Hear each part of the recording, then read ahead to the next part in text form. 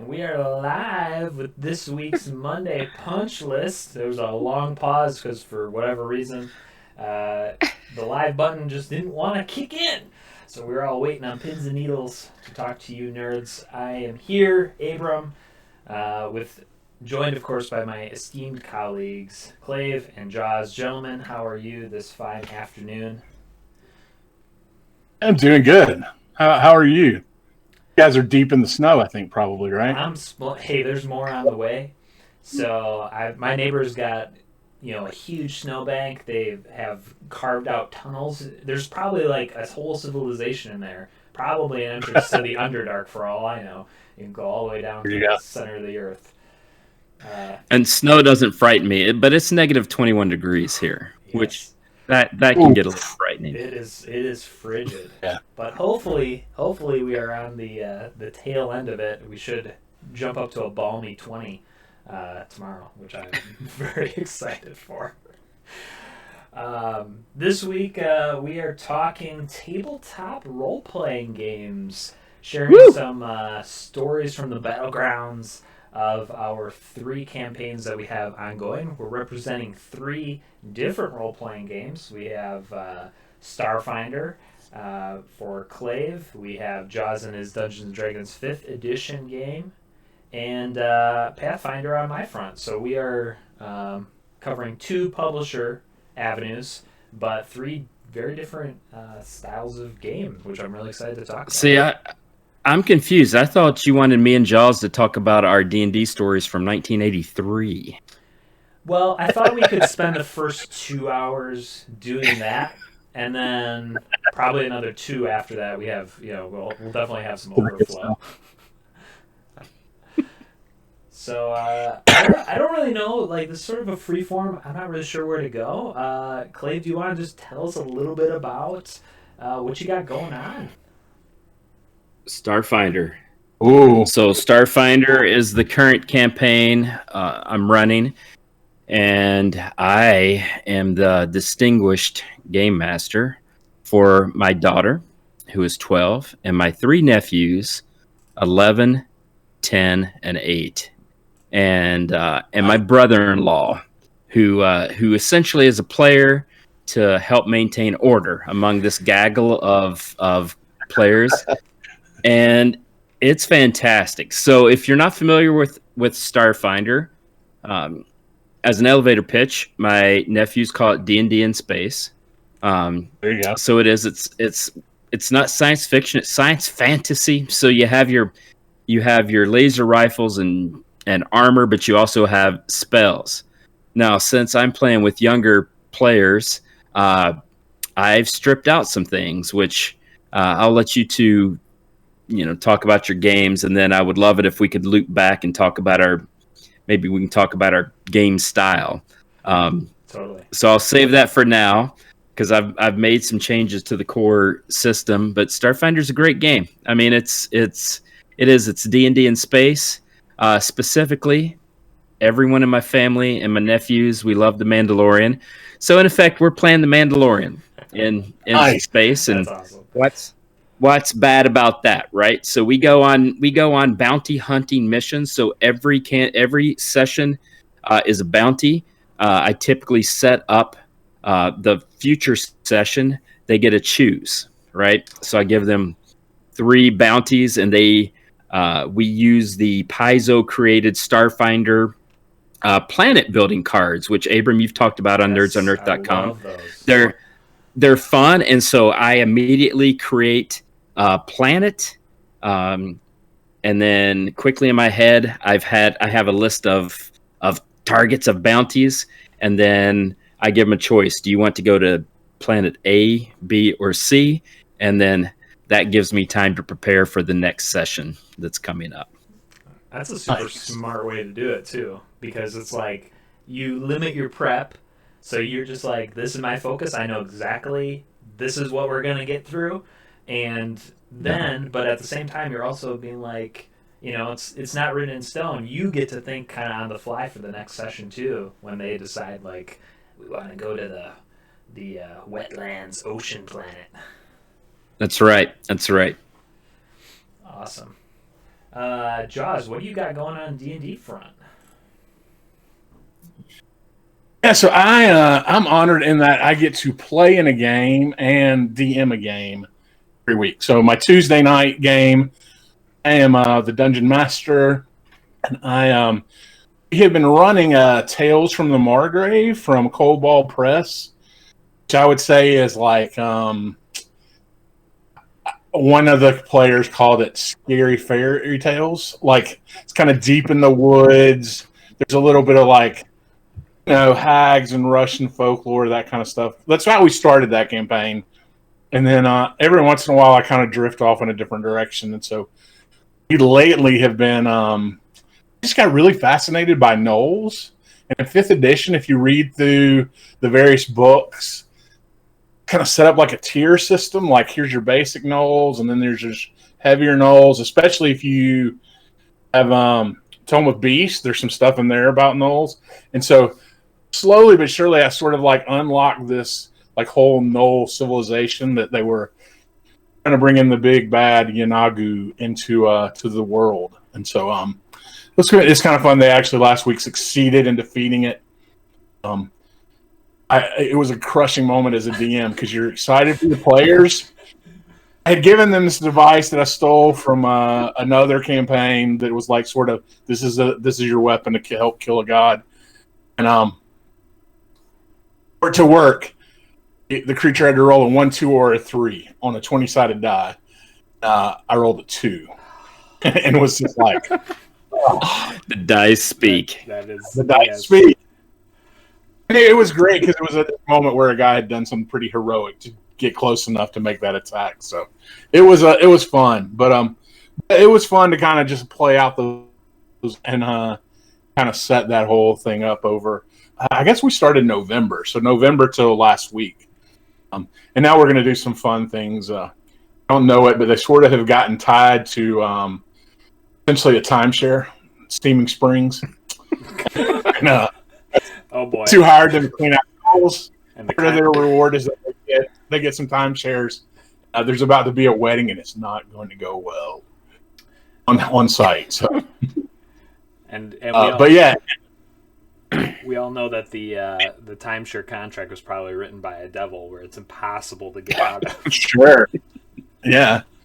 So inclusive. It's a fun game. I like it in that those guys that I play with, they can be hack and slash. They also appreciate humor and weirdness. So we've gone kind of down both paths. And usually it's kind of we do a check-in at the beginning, and there's some days where they're just honestly like, I need to kill some things today. Okay, I can help with that. I can do that. I can work with that. Yeah. Wait, are you playing with my nephews? Hey, listen. No matter how old you get, at the end of the day, there are some weeks just want to kill some things. Just give me some combat, put a sword in my hand, and let me go to town. And now we're going to kind of go back and do, I think, a few more sessions from the Margrave. We've talked about two of ending that campaign just because at least one of the guys, this is the first time he's ever played.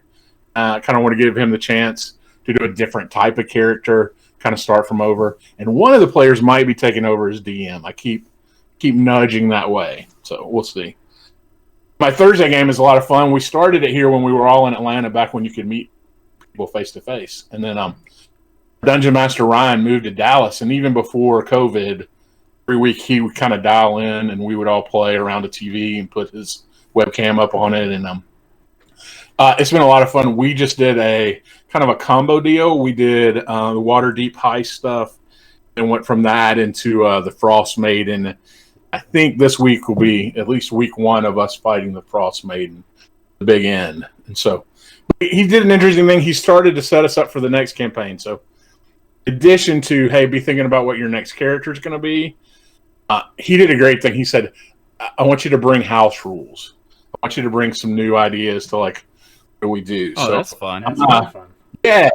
I kind of wanted to ask you guys, like, what's your favorite house rule? Like, what's something you do in-house that might could lift for our group? So, man, we don't have a whole lot of house rules. I mean, we do a lot of stuff with like crits and fumbles. Like, we'll do that. So, those are always fun, and I mean, at higher level play, obviously, like crits and stuff come up so frequently because you're just rolling so many dice. Yeah. So that's one thing we do, but I mean, a lot of people do that, I guess.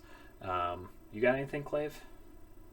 Well, I'm all house rule, so He is that's the what I house. want He to. I want rules. to. I want to. I am the house. So I want to circle back to that when we talk about approach. But let's hear about your Pathfinder game first. But before that, we need to mention that Jaws has one of those awesome tables, Oh yeah. playing tables with the TV built in. And so when he mentions that their dungeon master is on the screen, they also have the screen built into the table, which he's written about on nerdsonearth.com, which I think is just this really coolest. It's so you cool. know, having slept on Jaws's couch, I'm like, I just want to sleep on that table. Like that is just a beautiful, like, physical mixed with digital. And just bring up an image of a pillow right there on the screen. That'll keep Exactly. you comfortable. And I needed to. We've done some updates. We updated it a little bit and took over a room of the house that's now sort of the game room. So I need to do a write up of it.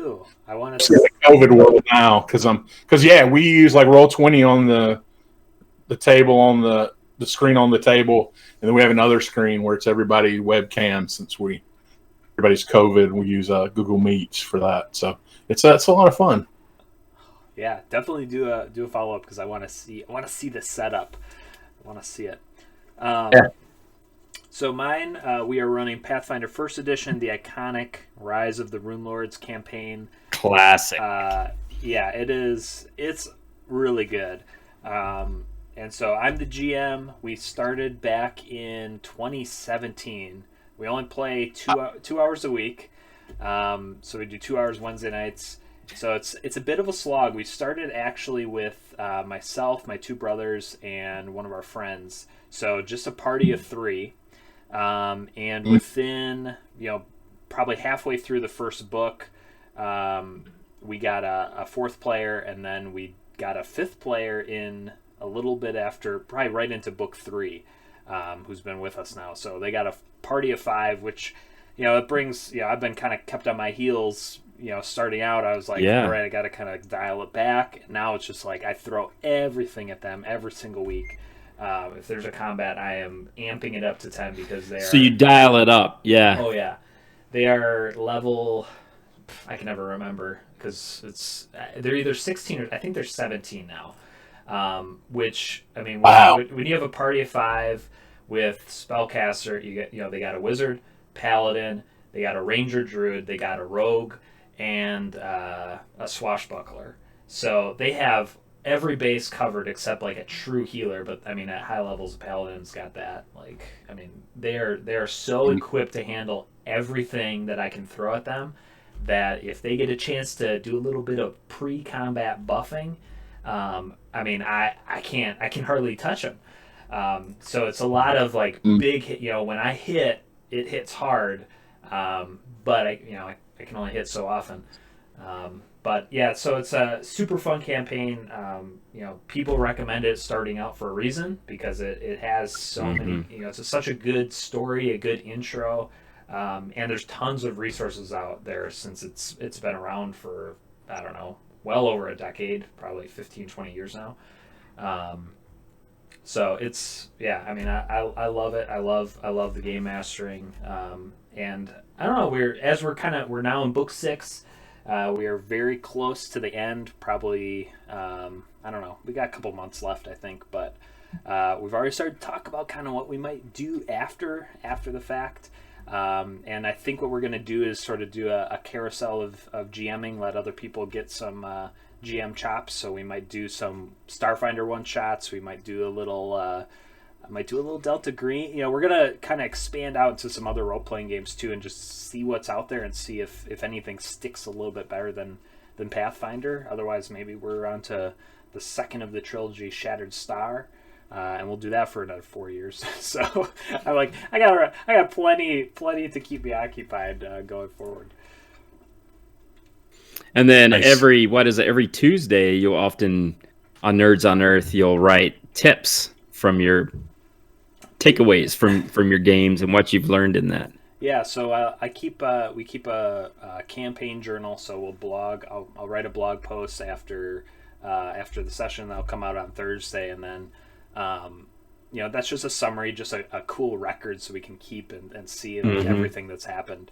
But then over at Nerds on Earth, occasionally I'll do tabletop takeaways where I'll link to that specific session because as a GM you always want to be trying to get better, and you can learn things about being a player when you're in a GM. You can be a better GM when you're in the seat. But there's always something that you can take away from a session, whether it's how could I have prepped better, or should I have understood this rule a little bit, could I have anticipated that, how did I weave in a backstory.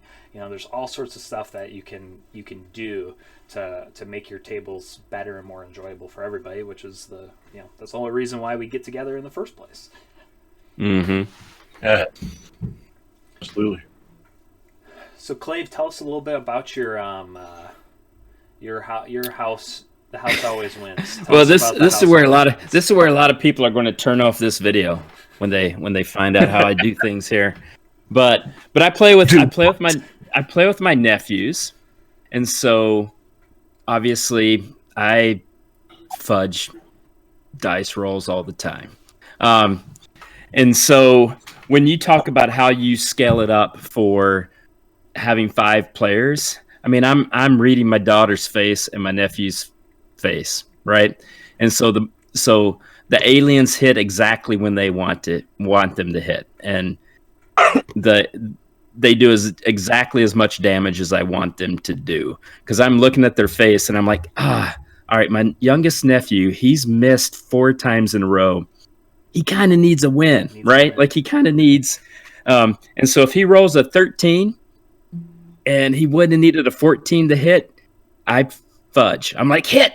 And because I'm reading his faces and I'm kind of reading the table, and I'm also playing with my brother-in-law, and and again, it's not egregious, it's not just over the top, but I take it a little harder on him, right? And so if I want to take something out, I take it out on him rather than my youngest nephew or and again, I challenge them, but I'm also cognizant not to demoralize them, because sometimes dice can demoralize us. So I'll often fudge dice rolls, just to make the whole thing more exciting and engaging and thrilling for them. And then also Starfinder.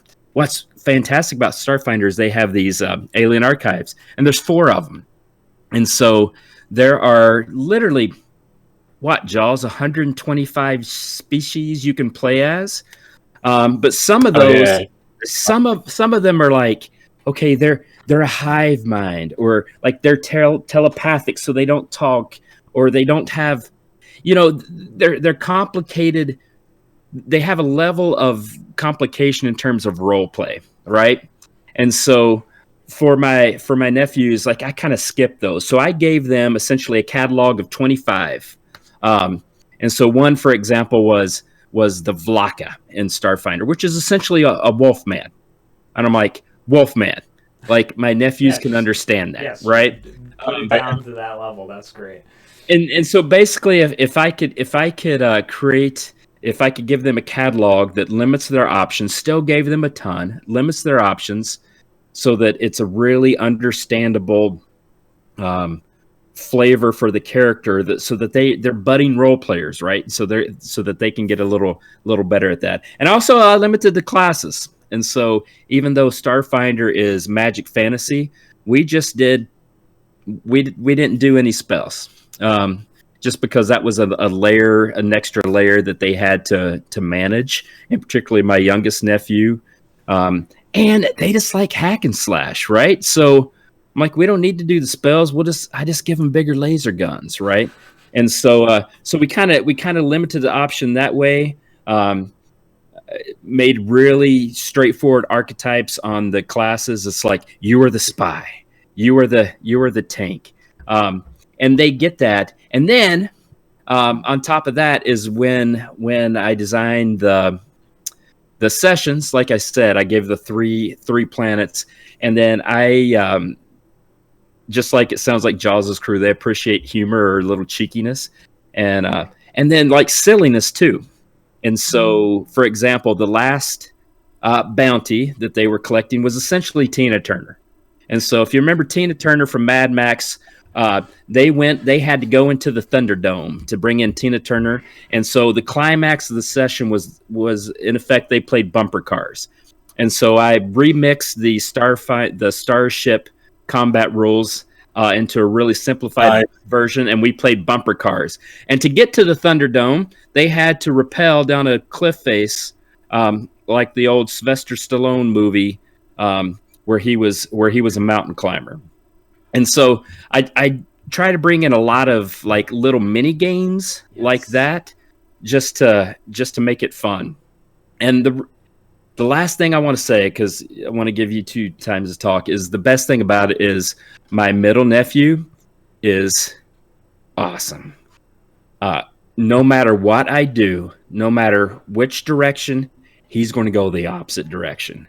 And that always makes it so fun, because I'm like, oh, shoot, you're doing this? Okay, we're doing this. And I've always been, as you can tell in what I've said about, I've always been a very, improvisational, but I have to lean into it hard. I got to roll with it. And that makes it a lot of fun. And if you're confident in that, and if you're the type that can do it, and you're like, okay, we can, I'm confident that I can just quickly house rule in my head, if that makes sense. Like I can kind of make a determination on the rules quickly, and it works with my crew. It doesn't work with every crew. Some crews are like, all right, let's look it up in the book. With my crew, I can house rule it as long as it's plausible and fun, and we can roll with it. And so that's the way we treat our game, and it works. I mean, they've brought in their bounty every time. So there you go. That's so fun. So do you have a spot at your table for me? Can I play?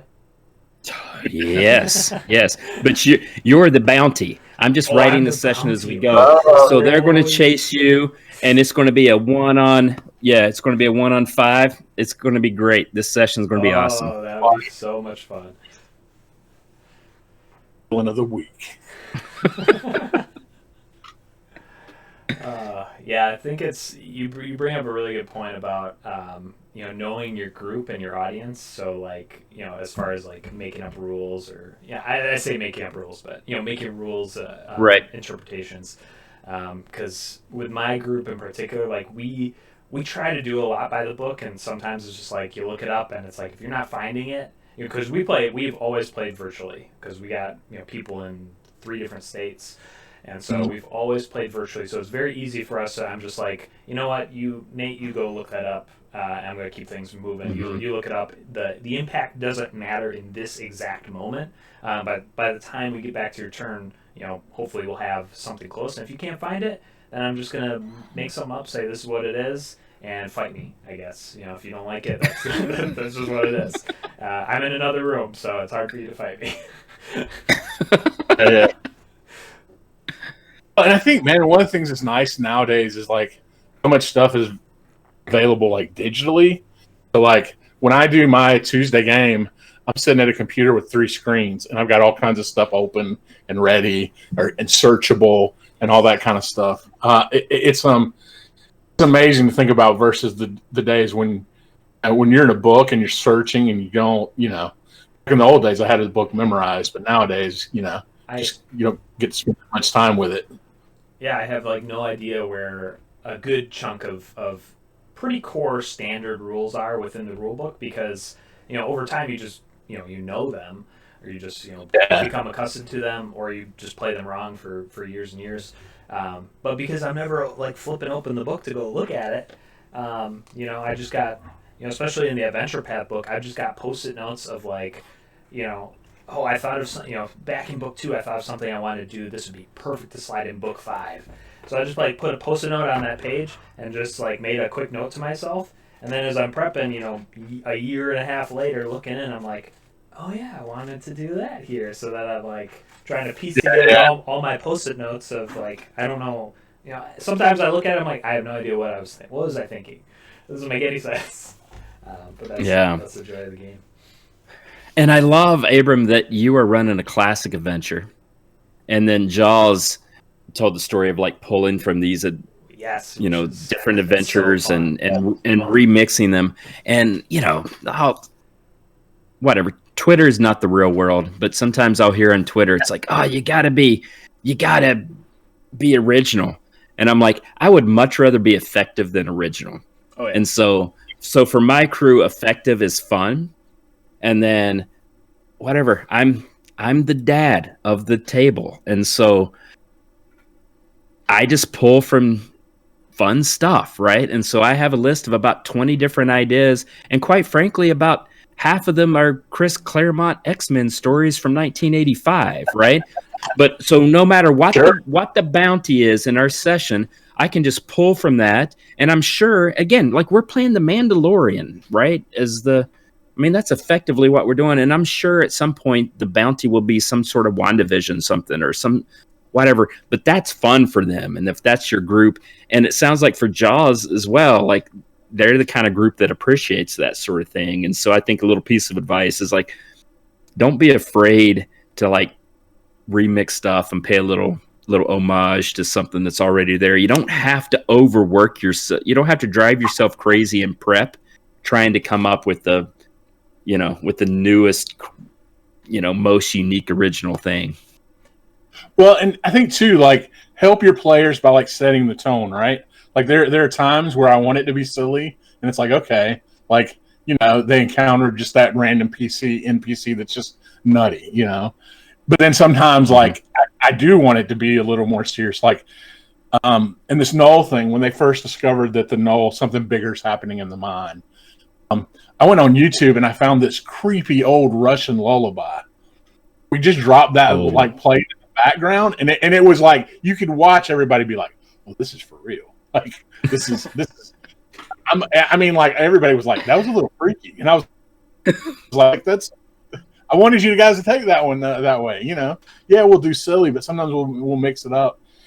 And man, it's just one of those things of like when you get little ideas, like just it's worth that little extra chase. Like I think I went on YouTube and was like, "Give me something scary with kids singing."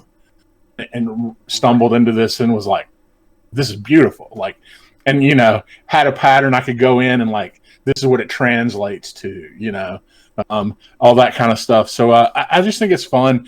And, sometimes when they'll do something that throws your whole adventure off, like Tales from the Margrave, there's a place where they have to storm a tower basically to try to save a griffin egg. It's built to be like this stealthy, you come in under the water, you sneak your way all the way up to the castle. Well, like 2 steps before they got to the castle in my game, rolling on the random table, they encountered a Chin Banog, which is like a giant water buffalo. They befriended it. And like it was one of those that I thought, all right, I'm going to give you like, you roll an 18 or better maybe. They roll a 20 and it's like, great. So instead of it being that we're going to sneak past all these, dozens of bugbears guarding this castle, it was like, no. It was just like bloodshed. Like they just ran the water buffalo. You play with my middle nephew. And it was fun. And it was part of me was like, I'm glad I'm not the DM that was like so mad about like, you're not playing it the right way. It was like, that was hilarious. It was fun. Yeah. And watching them, it just was, it was just one of those of like, all right, next time it'll be different. We'll play it a different way. But I think that's just one of the keys. Totally. And, especially when you play with characters that have access to magic or just otherworldly things, it's like you can't even begin to think as a GM that you know exactly what's coming. Way. Like they can cast, I don't even know what kind of spells they have. And they'll just throw a new spell on me. And I'm like, tell me about this spell and how it is, it's not ruining my day, but it's changing my day for sure. They can just, bypass certain things, or they'll just, things that you think are obvious because you're sitting in this chair and you're so familiar with the material that you're like, it's right, the answer's right in front of you. And then they come up with 4 different answers that are better than, you're like, I love that. We're going with that. And, just let it roll in the same way. And it's sort of the same thing with, when you talk about like taking things from other places, because when you do that and you set a framework, especially, that's sort of a tip for you. If you struggle a little bit with doing that improv on the fly stuff, if you are basing it in something that you are familiar with, like The Mandalorian, if you want, like, I watched Mandalorian 3 times, I know all about Star Wars. You base it on that, and now you kind of know, you have this background where you're not spending time trying to come up with something out of thin air. You're just drawing off, stuff that you're super, I'm excited about The Mandalorian. I know this stuff, and it helps you to kind of connect the dots when the players kind of go a different route than you might expect. Yeah, and just know yourself as a game master. I'm not confident in a lot of role playing voices. I can do goofy goblin and growly grouchy bear. Like I have a limited range on my role play voices, and so I know that. So it works perfectly for who I'm playing with, right? But what I do well as a game master is I'm really good at the Chekhov's gun stuff. Like I'm really good, and that comes from me as a player. Where if you ask me what I say as a player, I have no idea. If you ask me what I do as a player, like I'm really good at that. The tactical stuff and the action oriented plot point sort of stuff. And so I'm good at that. And so when my middle nephew goes off script, that Chekhov's gun thing, where it's like, okay, this is a boom. Here's a trigger that changes the action. Like I'm really good at rolling with that anyway. Right. But know yourself as who you are as a game master or as a player, and don't get frustrated at yourself because you're not like who you feel you should be. Like just go with what you like doing. Yeah, and that's, if you find yourself having gaps like that, like we've all said, there's so many resources out there. If you have trouble setting the tone or the mood for something, just go grab some music. There's music everywhere. Just play a little clip or do something like that to help ground the moment. And especially if like, oh, this, the big bad guy's got a huge speech I want to give, but I think I'm just gonna fumble over the whole thing, and it's not gonna land. Try recording it ahead of time and then playing that instead. That way, if you want to add in some mood music around the edges or something like that, there's a lot of different ways. Or even designate a player that kind of has a feel for what's going on. And be like, hey, can you just take care of the music or find some music, or next time can you find maybe give them 3. Be like, I want some like kind of cool underwatery kind of soundscape, and maybe like a nighttime campsite scene, and creepy children dancing and chanting, and that way they don't know what's coming, but they have them all ready, and then you can hit them with the right one. Be like, play that second one for me, and we're really gonna start to get into it. And because there's just so much out there. Like, gosh, the internet has just made it wide open. So, sounds, visuals, all that kind of stuff is available to us. Especially as you play virtually. Like, I just think it's a great time to like lean into that. Take advantage of the tools that are out there. I think for me, just that creativity, like Clave, your game, you should go through and just mine every A-team script. Mm-hmm. You're basically running an A-team game, like just every week. A-team, yep. Like, oh, somebody's nephew went missing. All right, that kind of stuff. Like, I just think there's ways that you can take stuff from the culture and twist it just a little bit, So, like, I'm excited about this Bridezilla wedding thing that we're gonna do because my guys are gonna be like, wait, we just defeated like the demon spawn, the king of the beast. Yeah, well, now you got to deal with this angry elf woman. So, like, you better flip gears and you better approach this maybe a little differently. Exactly. So, and just doing that kind of stuff, I think, for fun, and that's the beauty of like tabletop games, is it can be anything, right? You, depending on your day and time and your group, you can make it all kinds of things. So, I think that's one of the beauties of it. Well, and you talk about flipping things and tweaking them slightly from pop culture. I mean, most recently, like WandaVision has done a good job of that, like a really good job, like as far as from like a sitcom. So kind of think about things that way, Mm-hmm. or an older show, Once Upon a Time. They did that with all these classic fairy tales, and they would just adjust it so slightly. And it's not the best show in the world, but man, did it give me a lot of inspiration for stuff like this, to just think about if you change one thing of a fairy tale, you can change the whole narrative very easily. So stuff is out there. It's all over the place. Oh, and like freely grabbing from stuff. Like I realized in my game I hadn't done like old school D&D's got puzzles, right? And we hadn't done that like since we started. And I know I've got one guy who's never played before, so I was like, I got to work a puzzle in. And I worked it in, and when I did it, I knew like one of the players is going to hate it because he's not a puzzle guy. The other guys were okay with it, and the new guy jumped right in, and I was like, see, that was fun. Like that was an okay thing.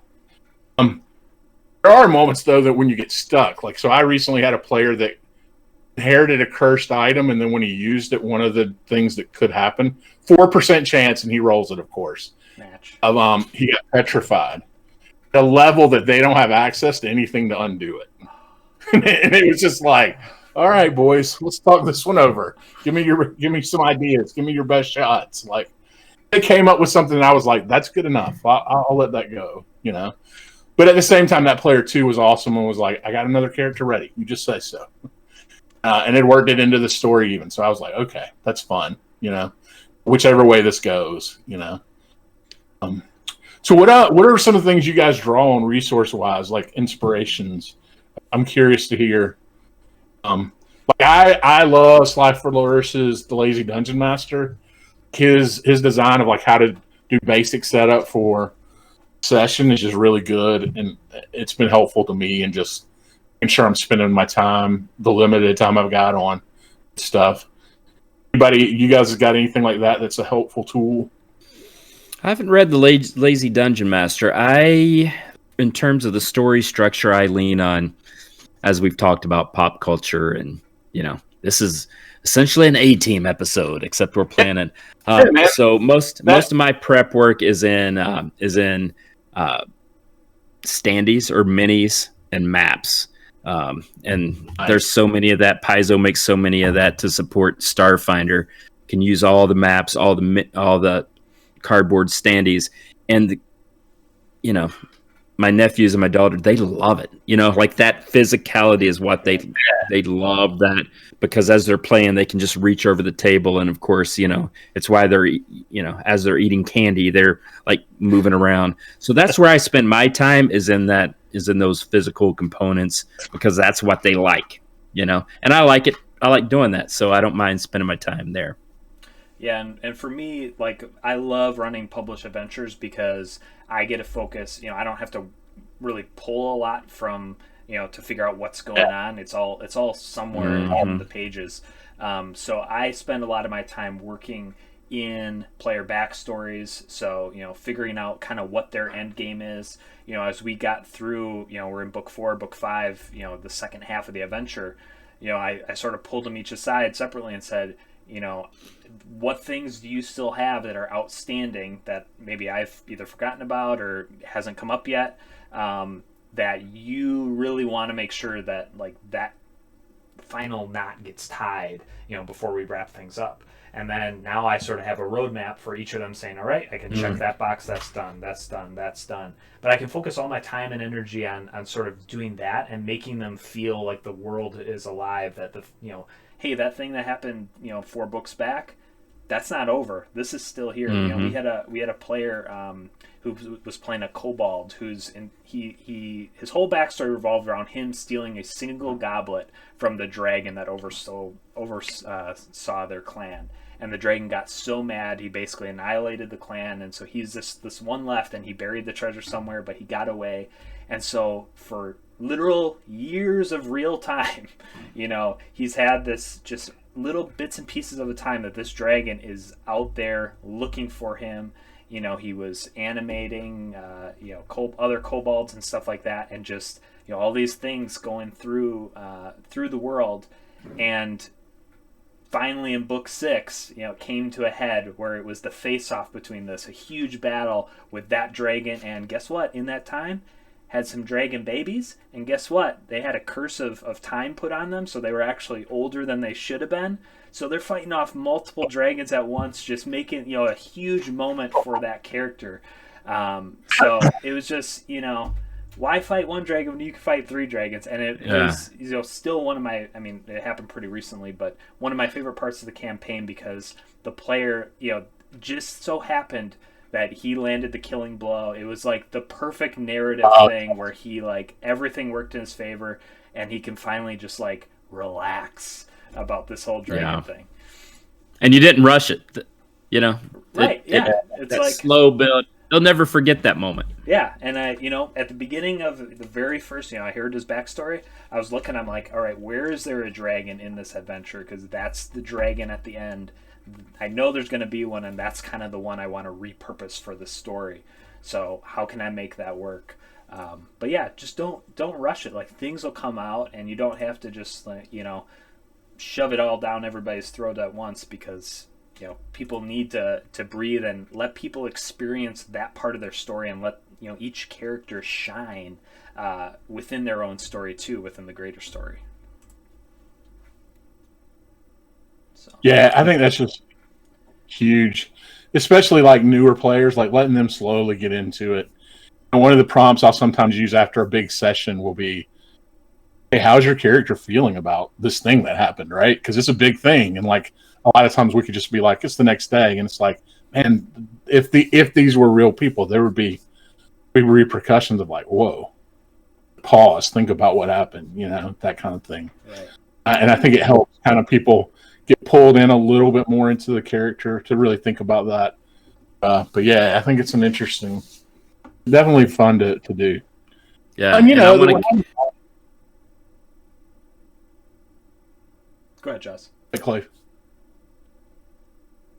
And we're having fun. The new guy that's in my group, my sister-in-law is friends with his wife, and I've kind of been having a hard time gauging is he really having a lot of fun? Because he's showing up every week and everything, and then his wife shared with my sister-in-law hey, Tuesday is his favorite night of the week now, and I was like, that's awesome. That's fun to hear, and be encouraged by. And just to be all right, we're having fun, and he's enjoying it, and that's great. Especially because he was the guy I didn't know as well, when we started our group. So, well, I was going to say I wanted to commend you on your tactic to ask him how his character is feeling, And so for an introverted player that's particularly not comfortable for that, a lot of times it's okay, role play this out, and you're immediately. This pressure is on you. You got to speak in your voice, and you got to, say the right dialogue. And there's pressure on the correct dialogue because everything's supposed to sound quippy like Buffy, and it's supposed to be this perfect scenario, right? And so to say okay, talk to me about how the character feels takes all that pressure off, and that they can start to role play that character in a way that's incredibly non-threatening, right? And that allows that immersion without any sort of pressure. And it also, coming back full circle, it lets you set the tone. You step back, you're there's just this huge moment of the campaign, a huge moment of adventure. What's going on in your character's head? How are they feeling? And now people are taking a step back, and they're thinking, even though you may have asked one player what their character's thinking, everybody's thinking that, and it helps ground everybody in the moment. So it's it's a simple question, but it's super effective when it comes to, just getting people in the moment for the game too. Well, yeah, no, I think that's huge. That's all I got. I could talk for hours, but I should not. At some point we got to stop. Yeah, we do got to stop. But this probably, I'm sure we'll be back and we'll talk more tabletop games, talk about our campaigns, talk about tips and tricks. But this has been very fun, and it's awesome to hear these war stories from your guys' tables. I would be immensely privileged to sit in a chair at either of your two tables. So Thank you for sharing all yeah, likewise. your awesome tips. And that's it. Anything else, Clave, Jaws? It's a wrap. That's a wrap. Thanks for joining us. My next game. Go ahead. This game's gonna be Fate Rip Marvel Superheroes. I'm bringing it back. We're gonna do a session. Yes, let's do it. Let's do it. At least one. Awesome. All right. Well, nerds, thanks for hanging out with us. Hopefully, you picked up a tidbit or two. And be sure to check out Nerds on Earth, where we got articles that detail all this stuff in more depth than we could ever talk about. So, have a good one, nerds, and thanks for joining us. Later, nerds. Later.